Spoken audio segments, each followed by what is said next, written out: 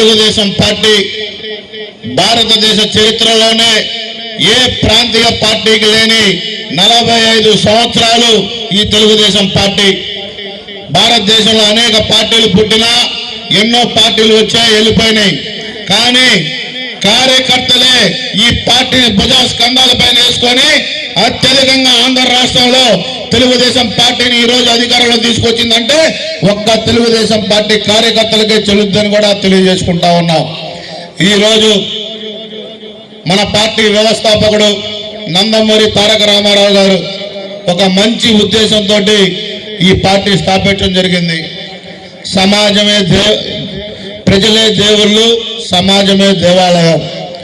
ఆనాడు కాంగ్రెస్ ప్రభుత్వం చేస్తున్న అరాజకాలని వ్యతిరేకించి వాళ్ళ పైన కొన్ని విప్లవాత్మకమైన మార్పులు తీసుకొచ్చి ప్రతి పేదవాడికి ఉండటానికి పక్కా గృహాలు, ముఖ్యంగా మహిళలకి ఆస్తిలో సగం వాటా, ప్రతి పేదవాడికి కిలో 2 రూపాయల బియ్యం, ఒక మంచి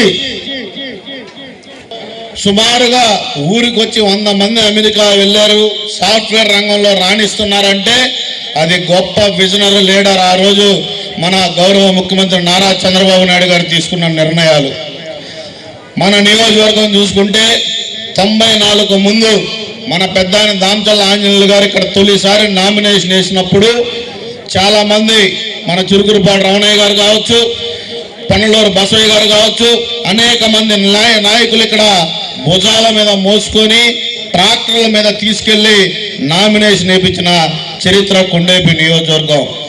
ఈరోజు ఏ విధంగా అభివృద్ధి చెందింది ఈ నియోజకవర్గం, ఆయన ఒకటే ఆలోచించాడు.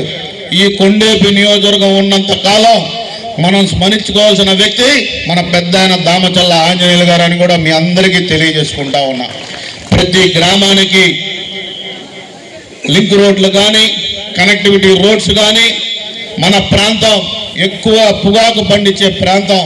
రైతులందరూ టంగుటూరు తీసుకెళ్లాలంటే బేలు లేట్ అవుతుందంటే సొంత డబ్బులతోటి పొగాకు బోటు కట్టించిన వ్యక్తి మన పెద్దాయన దామచల్ల ఆంజనేయులు గారు అని కూడా మీ అందరికీ తెలుసుకుంటా ఉన్నాం.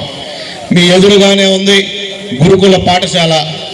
చాలా మందికి ఈరోజు మన నియోజకవర్గంలో పిల్లలు చదువుకోవడానికి ఆ రోజు ఆయన మంత్రిగా ఉన్నప్పుడు గురుకుల పాఠశాల తీసుకొచ్చాడు. అనేక అభివృద్ధి కార్యక్రమాలు ఈ నియోజకవర్గంలో ఏ గ్రామం పోయినా గర్వంగా ఇది మన పెద్ద ఆయన చేశాడు, దాన్ని అభివృద్ధి కొనసాగిస్తున్న వ్యక్తి మన మంత్రి స్వామి గారు అని కూడా ధైర్యంగా చెప్పగలను.